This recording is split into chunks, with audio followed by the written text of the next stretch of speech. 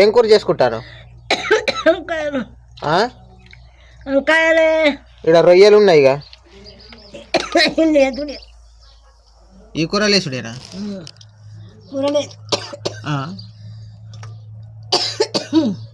ఏమైంది, రోగం తగిలిందా?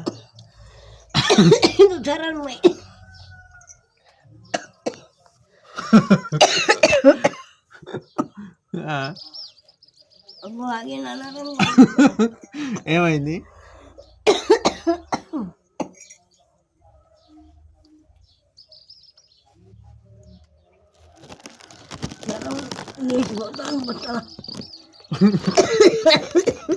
నీళ్ళదేనా మరి?